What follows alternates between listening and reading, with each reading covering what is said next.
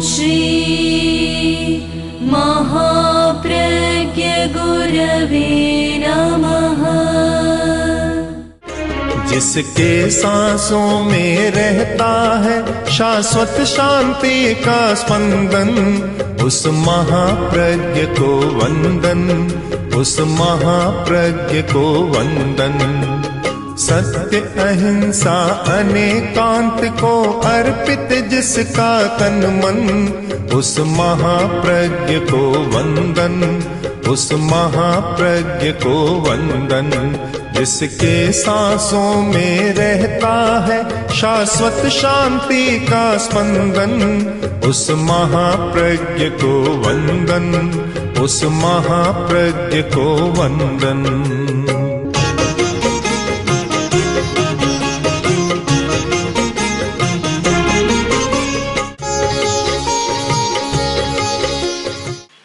तत्व विद्या के अनुसार हमारी जो 5 अंगुलियां है, यह जल तत्व, दूसरी अंगुली पृथ्वी तत्व, तीसरी आकाश तत्व, चौथी वायु तत्व और अंगूठा अग्नि तत्व। इनके योग से भी असहिष्णुता को कम किया जा सकता है। जब लगे कि सहन करने की शक्ति कम है, अगर हम यह प्रयोग करें जो अग्नि तत्व और जल तत्व का, तो जल तत्व है वह सामक है, उसको शांत करने वाला है, उत्तेजना को शांत करने वाला है। अगर इसका आधा घंटा पौन घंटा प्रयोग करें तो असहिष्णुता की शक्ति में काफ़ी अंतर आ सकता है, गर्मी भी कम हो सकती है। क्योंकि सारा होता है कि दिमाग गर्मा गया, यह कोई भी गुस्सा करता है लोग कहते हैं दिमाग गर्मा गया, सहन नहीं करता तो भी कहते हैं दिमाग गर्मा गया, दिमाग ठंडा नहीं रहा। ठंडा क्यों नहीं रहा? कि अग्नि तत्व इतना बढ़ गया कि दिमाग भी गर्मा गया, और गर्म दिमाग में ही सब कुछ होता है। हर दृष्टि से यह उचित माना गया कि दिमाग ठंडा रहे। एक सामान्य कहावत भी चलती है कि पैर गरम और दिमाग ठंडा, बस आगे और कुछ कहते हैं तो उसको छोड़ दो। तो दिमाग मस्तिष्क ठंडा रहे। दवा लेने वालों को भी विचार करना चाहिए। ऐसी दवा जो बहुत गर्म होती है वह स्वभाव को भी बिगाड़ती है, दिमाग को भी गर्माती है, और उस समय आवेश, उत्तेजना, वासनाएं भी सारी बढ़ जाती है। तो अधिक गर्म दवा लेने में भी बहुत ख्याल रखना चाहिए। कभी कोई असावधानी होती है तो समस्या पैदा हो जाती है, और जब लगे कि समस्या है तो तत्काल उससे निवृत्त हो जाना चाहिए, उसे छोड़ देना चाहिए। एक वस्तु पर विचार करें, कितने पहलुओं से सोचना होता है, सीधा कोई भी नहीं होता। परिवर्तन सरल काम नहीं है, जबकि जिस भाव की उत्पत्ति भी जटिल है तो भला परिवर्तन उसका सरल कैसे होगा? उत्पत्ति में जटिलता और परिवर्तन में भी जटिल समस्याएं हैं, और उन सब समस्याओं पर विचार करें तब कुछ ठीक होता है। हमें सबसे ज़्यादा ध्यान देना है बस गले से लेकर सिर तक, ये स्थान है खास। नीचे का स्थान है, यह गला है, वह मन का स्थान है। ऊपर का स्थान भावों का स्थान है, भावों का केंद्र है। एक आदमी बैठा है, उदास है, दूसरे ने देखा आदमी उदास है, क्या हाथ देखने से पता लग जाएगा उदास है? किसी ने पैर देखा और पता लगेगा कि उदास है? हाथ देखा क्या पता लग जाएगा? मुंह देखा तब पता कैसे लगेगा? कि मुंह देखा और आदमी कहता है तो उदास कैसे हो, यह पता किससे लगा? न हाथ से लगा, न पैर से लगा, न पेट से लगा, न गले से लगा, किससे लगा? कि मुंह देखने से लगा। यह मानना चाहिए कि भावों का दर्पण है हमारा मुंह। कौन सा भाव? क्रोध का भाव, अहंकार का भाव, माया कपट, लोभ, वासना, भय, घृणा, ये सारे भाव। ये भाव, इन भावों को पहचान कहाँ से होती है? पता किससे लगता है? केवल मुंह से लगता है।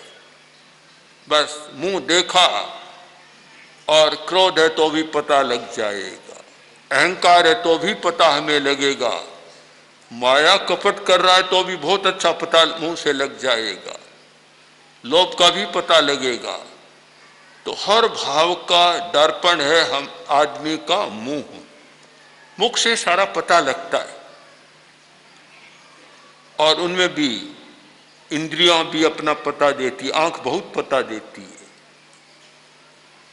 तो यह है एक दर्पण, देख लो पता लग जाएगा।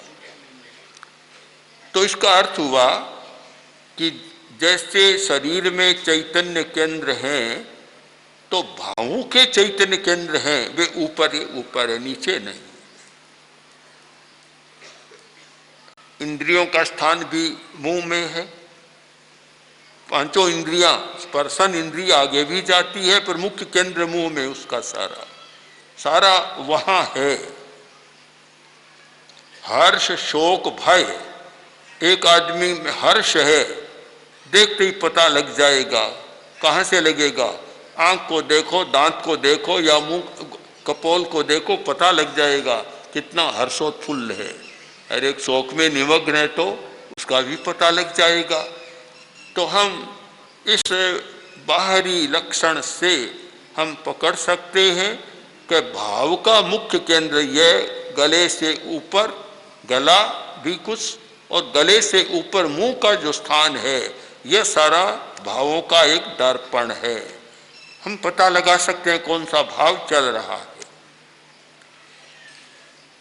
असहिष्णुता भाव है, सहिष्णुता भी भाव है। असहिष्णुता नकारात्मक भाव है और सहिष्णुता उसका उल्टा अपोजिट सकारात्मक भाव है। अब उसका विकास करना है तो विकास के लिए हमें भाव के केंद्रों पर ध्यान देना है। जो व्यक्ति दर्शन केंद्र,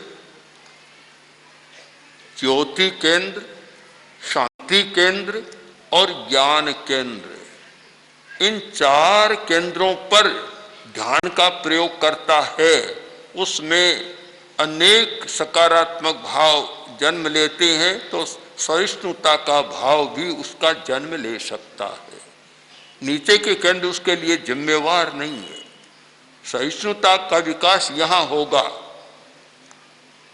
नीचे नहीं हो सकता।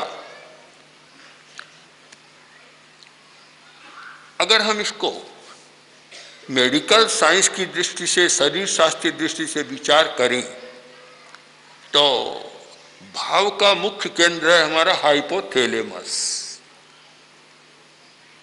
जहां की भाव जन्म लेते हैं। और हाइपोथैलेमस से जुड़ी हुई ग्रंथियां हैं पीनियल और पिट्यूटरी ग्लैंड। पीनियल और पिट्यूटरी जो सब ग्रंथियों पर अपना नियंत्रण रखती है।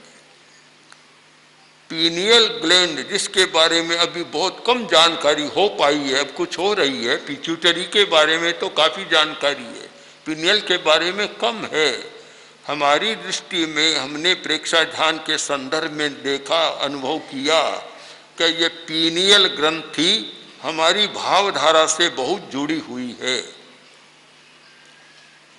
तो ये स्थान दर्शन केंद्र, ज्योति केंद्र, शांति केंद्र, ये सब पिट्यूटरी और पीनियल ग्लैंड को प्रभावित करते हैं।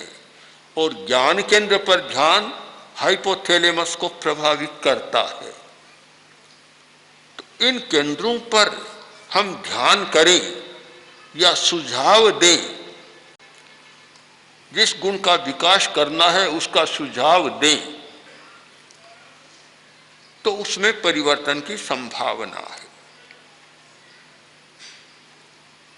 जैसा कल कहा था परिवर्तन के लिए एक है सकारात्मक दृष्टिकोण का विकास और दूसरा है हमारे शारीरिक और मानसिक और भावात्मक स्थितियों का परिवर्तन। तो जब हम दर्शन केंद्र पर ध्यान करते हैं तो उससे पिट्यूटरी ग्लैंड प्रभावित होता है, एक परिवर्तन होता है। परिवर्तन का यहाँ से प्रारंभ होता है हमारा भावात्मक परिवर्तन, आदतों को बदलना, स्वभाव को बदलना, आदतों में काट छांट करना, नई आदतों का प्रत्यारोपण करना, यह सारा कार्य यहाँ से शुरू होता है, जिसे हठ योग में कहते हैं आज्ञा चक्र, और प्रेक्षा ध्यान की भाषा में है वह दर्शन केंद्र। ये बहुत महत्वपूर्ण यहाँ से प्रारंभ होता है दर्शन केंद्र। यहाँ ध्यान करें, कायोत्सर्ग की मुद्रा में बैठ गए, शरीर को बिल्कुल ढीला छोड़ दिया, कंठ का भी कायोत्सर्ग कर लिया, कंठ को भी बिल्कुल शिथिल कर दिया। और कंठ का शिथिलीकरण बहुत जरूरी है। पूरे शरीर का कायोत्सर्ग करते हैं वैसे कंठ का कायोत्सर्ग, कंठ पर ध्यान केंद्रित किया और कंठ को बिल्कुल ढीला छोड़ दिया। इसका अर्थ है मन को हमने शिथिल कर दिया और मौन भी कर लिया, वचन भी शिथिल हो गया। एक मौन वह है कि न बोलना, एक मौन वह है कि स्वर यंत्र को शिथिल कर देना। न बोलना यह मौन तो एक स्थूल मौन है, उपचार से हम मौन कहते हैं।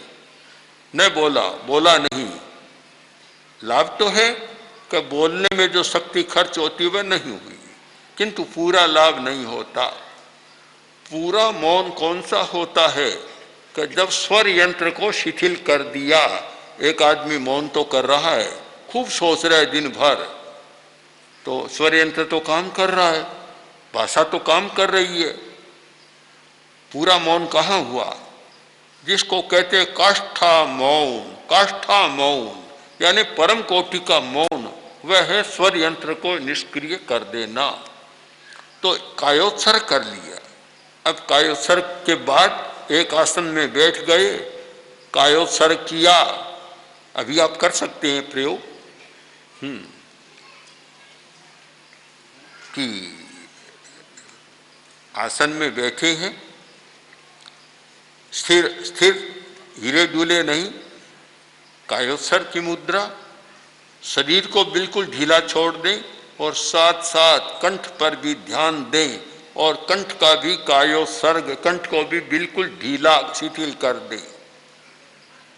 तो मन की शिथिलता हो गई, वचन की शिथिलता हो गई। अब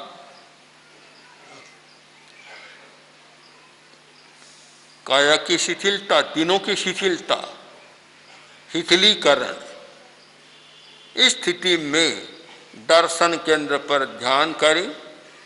दर्शन केंद्र दोनों भ्रिकुटियों के बीच जो दर्शन केंद्र का स्थल है वहाँ ध्यान जमाएं। पहले धारणा करें, 1 मिनट धारणा में लगाएं। जहाँ ध्यान करना हो पहले उस स्थान पर मन को टिकाएं। जब तक स्थान को नहीं पकड़ेंगे मन चंचल ज्यादा रहेगा। पतंजलि ने ठीक कहा, देश बंधस चित्तस्य धारणा, चित्त का देश बंद कर दो, एक स्थान पर उसको बांध दो। जैसे बछड़े को खूंटे पर बांधा जाता वैसे बांध दो उसको। तो चित्त को मन वहां टिकाओ। टिकाने के बाद अब एक संकल्प करो दीर्घ श्वास के साथ कि सहिष्णुता की शक्ति का विकास हो रहा है। 3 बार इसको दोहराओ, सहिष्णुता की शक्ति का विकास हो रहा है, सहिष्णुता की शक्ति का विकास हो रहा है। और इस संकल्प को फिर दर्शन केंद्र के भीतर ले जाओ। फिर बोलो मत, भीतर देखो, गहराई से देखो, और ये देखो जैसे भीतर लिखा हुआ है, जो संकल्प किया कि सहिष्णुता की शक्ति का विकास हो रहा है, वह भीतर लिखा हुआ है, और उसे पढ़ते रहो, पढ़ो उसे।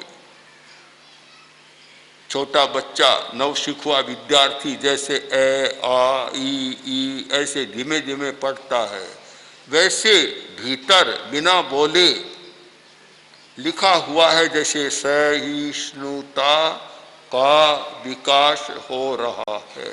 एक एक अक्षर को धीमे धीमे पढ़ते रहो, पढ़ते जाओ, पढ़ते रहो।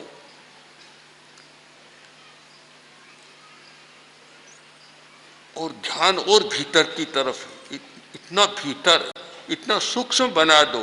भीतर का मतलब है कि स्थूल के भीतर सूक्ष्म बहुत भीतर है, बहुत ज्यादा भीतर है। तो जैसे जैसे सूक्ष्म बनेगा, वैसे वैसे हमारा भीतर में प्रवेश होगा।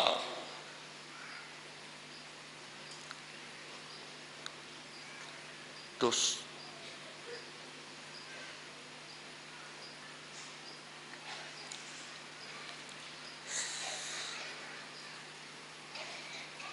ये 1-2 मिनट किया गया प्रयोग, जो व्यक्ति सहिष्णुता की शक्ति बढ़ाना चाहे उसे 5 मिनट, 10 मिनट और अभ्यास करते करते 15 मिनट, 20 मिनट, आधा घंटा तक इसको ले जाए।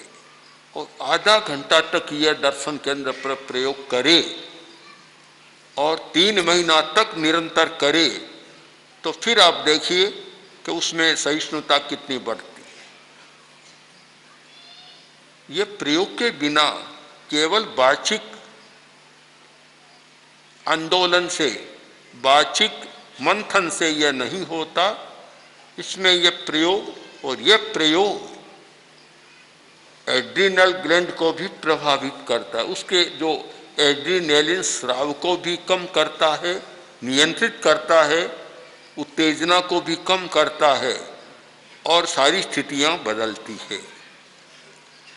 तो यह शक्ति विकास के लिए, सहिष्णुता के विकास के लिए बहुत महत्वपूर्ण प्रयोग है दर्शन केंद्र का ध्यान। और इससे आगे जाएं तो 3 ध्यान केंद्र और हैं, ज्योति केंद्र, शांति केंद्र और ज्ञान केंद्र। ये 4 मुख्य केंद्र हैं जहाँ हम जितने हमारे नकारात्मक भाव है, असहिष्णुता, अहंकार, माया, छल कपट, लोभ, अति लोभ, घृणा, भय, अति भय, वासना, अति वासना, इन सब का परिष्कार किया जा सकता है। और परिष्कार करने के ये साधन है। ये हमारा ध्यान का प्रयोग। एक प्रयोग है सहिष्णुता का, सहिष्णुता की अनुप्रेक्षा, जो बहुत प्रचलित है, बहुत परिचित है, लोग उसका भी प्रयोग कर सकते हैं। इन केंद्रों पर सहिष्णुता का प्रयोग कर सकते हैं, उस अनुप्रेक्षा का प्रयोग किया जा सकता है।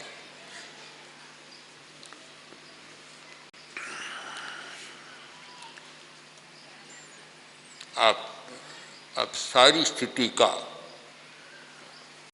पुनर्अवलोकन करें कि जिस व्यक्ति के मन में इच्छा पैदा हुई कि मुझे सहिष्णुता की शक्ति को बढ़ाना है और असहिष्णुता को कम करना है, क्योंकि असहिष्णुता के कारण व्यक्ति सही काम नहीं करता। एक लड़का जिसमें सहन करने की शक्ति नहीं थी, बार बार गुस्सा करता, उत्तेजना करता, क्रोध करता, लड़ाई झगड़ा करता, और उसका शरीर भी खराब हो गया। जहाँ ज़्यादा उत्तेजना है वहाँ शरीर भी खराब होता है, शरीर के अवयव भी खराब होते हैं। तो पिता ने बहुत समझाया पर मानता भी नहीं है। एक दिन पिता भी गुस्से में आ गया और बोला कि या तो तू ये आदत बदल, नहीं बदलेगा तो चांटा खाएगा। लड़का बोला, पिताजी वैद्य जी ने मनाही की है कि दूध के सिवाय कुछ भी नहीं खाना, तो मैं चांटा कैसे खाऊंगा, मुझे खाना नहीं है। उसकी सारी उल्टा ही रास्ता नकारात्मक ही सारा हो जाता है, ठीक बात को वह सोच ही नहीं पाता। तो हम सहन करने की शक्ति का विकास करने के लिए फिर एक बार सारी स्थिति को देखें कि हमें किन किन पर ध्यान देना है, प्रयोग करना है।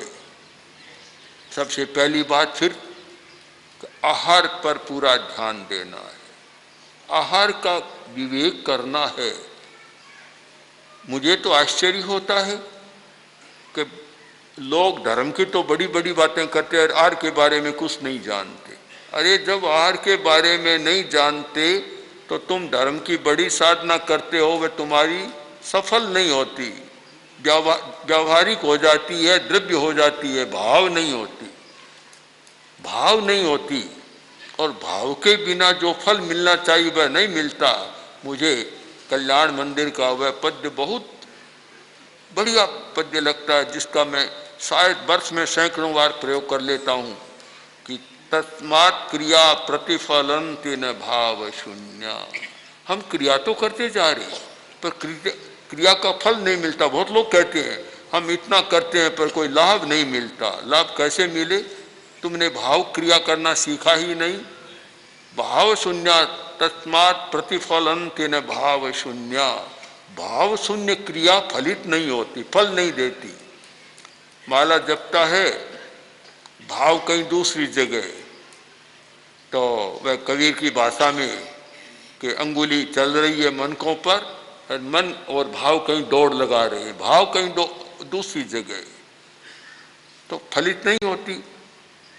ये बहुत जरूरी है कि हमें साधना के धर्म के तत्वों पर भी विचार करना चाहिए, साधक तत्वों को जानना चाहिए। तो उनमें शरीर प्रमुख है, शरीर और आहार और श्वास, इन तीनों के बारे में हमारी अच्छी जानकारी होनी चाहिए कि शरीर का कौन सा अवयव विकृत होता है और कौन सा नकारात्मक भाव पैदा होता है। बहुत गहरा संबंध है, क्योंकि सारा शरीर से ही तो जुड़ा हुआ है चैतन्य भी। और कौन सा आहार करने से कौन सा भाव पैदा होता है, यह भी एक बड़ा विषय है। आहार का विवेक, क्या खाना चाहिए क्या नहीं खाना चाहिए, स्वास्थ्य की दृष्टि से भी और साधना की दृष्टि से और ज्यादा विवेक करना जरूरी है।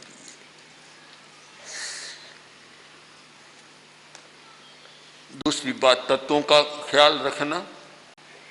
ये जरा जटिल तो है कि कौन सा तत्व अधिक काम कर रहा है, किंतु तत्व विद्या के अनुसार इसको भी जाना जा सकता है और जानने की कुछ पद्धतियां और विधियां भी है, जिससे पता लगे कि कौन सा तत्व ज्यादा काम कर रहा है। और ये ध्यान रहे कि पृथ्वी तत्व या कोई भी तत्व है, जल तत्व, ये काफी सहायक बनते साधना में, किंतु अति इनकी भी अच्छी नहीं है। पांचों ही तत्वों की अति बीमारियां पैदा करती है, शरीर की बीमारियां भी और मन की बीमारियां भी। और नकारात्मक भाव, बहुत लोग पूछते हैं कि अचानक नकारात्मक भाव क्यों आती है। मैं बुरी बात सोचना नहीं चाहता, पर बैठे बैठे बुरी बात मन में आ जाती, जिसे मनोविज्ञान में कहते हैं नकारात्मक भाव। ये नकारात्मक विचार, नकारात्मक भाव क्यों आते हैं? तत्व की दृष्टि से मीमांसा की गई कि जिस व्यक्ति में पृथ्वी तत्व की अतिरिक्त मात्रा बढ़ जाती है तो नकारात्मक भाव आने शुरू हो जाते हैं। अगर इस सारी दृष्टि से हम धार्मिक लोग भी विचार करें कि अच्छी साधना, धर्म की आराधना कैसे हो सकती है, तो इस विषय में ये सारे प्रयोगों की जानकारी जरूरी है। और आज जिसकी मुख्य चर्चा की, सहिष्णुता की शक्ति का विकास, बहुत बड़ा गुण है, बड़ी शक्ति है, उसका विकास करना हो तो इन सारे तत्वों पर विचार कर एक ऐसी संतुलित जीवन प्रणाली, जीवन शैली बनाए जिससे हमारी सहन करने की शक्ति का विकास हो सके। ओम आर। ओम श्री महाप्रज्ञ गुरवे नमः। ओम श्री महाप्रज्ञ गुरवे नमः। ओम श्री महाप्रज्ञ गुरवे नमः।